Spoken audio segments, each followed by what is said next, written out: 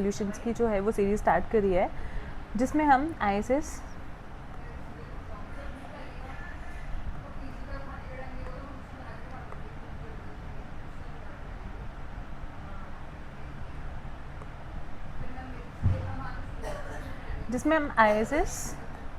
Paper 1 पढ़ रहे हैं और पेपर 1 में हमने 2025 का स्टार्ट करा है। ठीक है, हमने उसके लास्ट 2 क्वेश्चन कंप्लीट करे थे, फर्स्ट और सेकंड। आज हम थर्ड क्वेश्चन पे मूव करेंगे। थर्ड क्वेश्चन की स्टेटमेंट में है let X be a continuous random variable with the following PDF. हमारे पास कंटिन्यूस रैंडम वेरिएबल का पीडीएफ यानी कि प्रोबेबिलिटी डेंसिटी फंक्शन गिवन दिया है जो कि कांस्टेंट है, दैट इज 1/8। और जब ये वैल्यू है हमारे पास तो हमारी रेंज 2 से 10 तक जा रही है, अदरवाइज हमारी वैल्यू 0 है। ओके, तो इट मीन्स कि अगर ये कांस्टेंट वैल्यू है और रेंज 0 से 10 तक है तो इट मीन्स कि x हमारा फॉलो कर रहा है यूनिफॉर्म डिस्ट्रीब्यूशन को विद 2 and 10। ठीक है, तो 0 अदरवाइज आ जाएगा। हमारे पास क्वेश्चन क्या है कि what is the distribution of y is equal to ax plus b provided a greater than 0। देखो, अगर आपके पास एक वेरिएबल है और वो यूनिफॉर्म डिस्ट्रीब्यूशन 2 और 10 मीन्स अगर आपका a और b यहाँ यूज़ हो रहा है आप इसको c और d कंसीडर कर सकते हो। हम इसका कलर चेंज करते हैं थोड़ा सा। ठीक है, ओके, अगर हमारे पास a और b यहाँ दिया है, मान लो ये c और d है, मतलब आपके पास एक वेरिएबल है वो यूनिफॉर्म डिस्ट्रीब्यूशन को फॉलो कर रहा है with parameter c and d, और देन आपके पास एक लीनियर ट्रांसफॉर्मेशन है और वो लीनियर ट्रांसफॉर्मेशन की वैल्यू आपके पास ax प्लस b है। तो इस केस में हमारे पास डायरेक्ट ये लीनियर ट्रांसफॉर्मेशन है, इस केस में हमारे पास एक डायरेक्ट रिजल्ट होता है if x follow uniform c d then y is equal to ax plus b means linear transformation follows uniform. ये फॉलो करेगा यूनिफॉर्म, जैसे हमारे पास ये c वैल्यू है तो ये फॉलो करेगा C A plus B comma D A plus B. Means हमारे पास क्या वैल्यू आएगी इसकी कि y हमारा फॉलो करेगा यूनिफॉर्म डिस्ट्रीब्यूशन को। a की वैल्यू क्या है हमारे पास a ही है, लेकिन c की वैल्यू हमने क्या ली है ट्वाइस। ठीक है, twice of a plus B आ जाएगा, और d की वैल्यू हमारे पास है 10, तो 10a प्लस b आ जाएगा। तो अपने ऑप्शन में देखो कहीं हमारे पास ये ऑप्शन है twice of a plus B 10a plus b। ठीक है, तो आपके पास ये सोल्यूशन आ जाएगा, ऑप्शन बी करेक्ट ऑप्शन होगा। ठीक है, मतलब सिंपल, अगर आपके पास कंटिन्यूस रैंडम वेरिएबल है, आपके पास यूनिफॉर्म डिस्ट्रीब्यूशन है with parameter this and this, then आपके पास कोई लीनियर ट्रांसफॉर्मेशन का एक नया फंक्शन बन रहा है तो वो डायरेक्ट फॉलो करेगा यूनिफॉर्म डिस्ट्रीब्यूशन को with parameter this and this. ठीक है, होप यू अंडरस्टैंड। आपको समझ आया होगा, नहीं आया होगा तो यहाँ पे भी इसकी एक्सप्लेनेशन आप यहाँ से भी एक बार चेक कर सकते हो। ओके, हम मूव करेंगे नेक्स्ट क्वेश्चन पे। What is next question? Next question is the a player rolls a fair dice and simultaneously tosses a fair coin। मतलब कि डाइस और फेयर कॉइन जो है वो साइमल्टेनियसली एक साथ जो है उनको रोल किया जा रहा है। अगर उन दोनों को एक साथ रोल किया जा रहा है तो डाइस, चलो आगे देखते हैं। If the head appears on the coin, अगर हमारे कॉइन पे हेड की वैल्यू आती है, हेड आता है, then player wins twice the value that appears on the dice.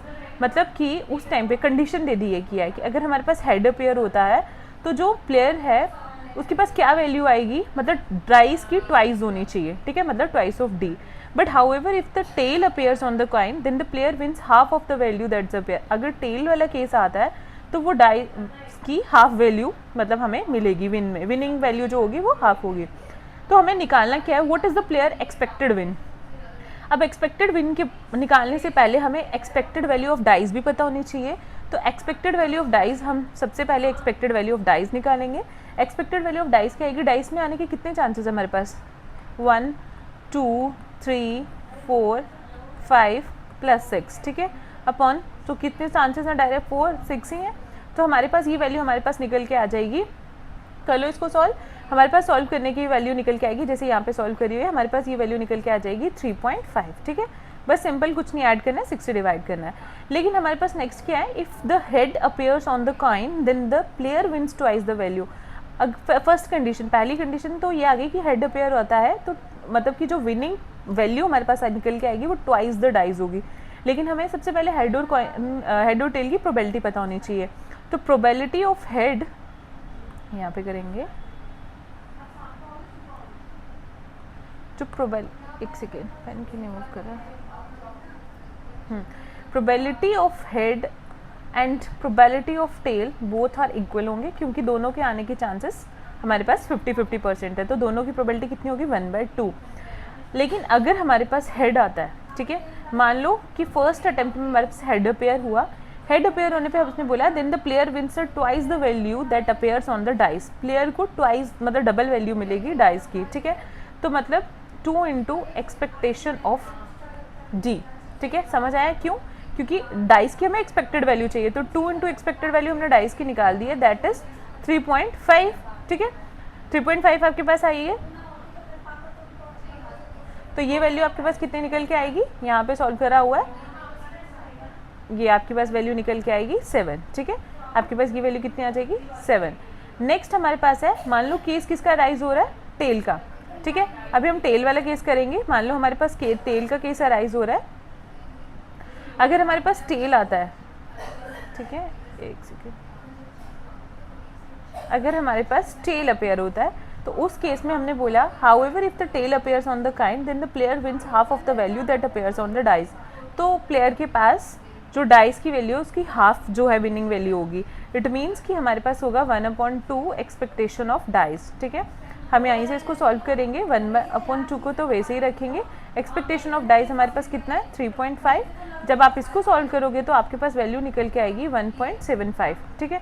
लेकिन हमें क्या निकालनी है, what is the player expected win. तो एक्सपेक्टेड विन निकालने के लिए हमें देखो एक्सपेक्टेड विन निकालना है, तो यहाँ पे हम थ्योरम लगाएंगे। हमारे पास एक थ्योरम रहती है that is law of total expectation. By the law of total expectation से हमारे पास क्या आ जाएगा, विनिंग प्रोबेबिलिटी। देख कैसे निकलेगी, twice into expectation of D into, ये हेड के केस थे तो हेड की प्रोबेबिलिटी प्लस टेल की प्रोबेबिलिटी इंटू हमारे पास क्या चल रहा था एक्सपेक्टेशन ऑफ डी अपॉन 2, ठीक है। तो ये वैल्यू आपने सॉल्व कर लिया, आपके पास 7 आया था, 1/2 प्लस 1/2 इंटू 1.75। जब आप इस होल को सॉल्व करोगे तो आपके पास जो वैल्यू, एक सेकेंड, जब आप इस होल को सॉल्व करोगे तो आपके पास वैल्यू निकल के आएगी 4.375, ठीक है। तो आप यहाँ से भी देख सकते हो, अगर आपको कोई भी लिखने में मेरे उसमें टाइपिंग में कुछ प्रॉब्लम हुई हो, पेन कभी कभी बीच में हो जाता है, तो आप यहाँ से क्लियरली देख सकते हो, ठीक है। पहले आप एक्सपेक्टेड वैल्यू निकालो, हेड की आपको प्रोबेबिलिटी पता है, टेल की प्रोबेबिलिटी पता है, और जो उसमें विनिंग आ रही है वो निकाली है आपने। Law of total expected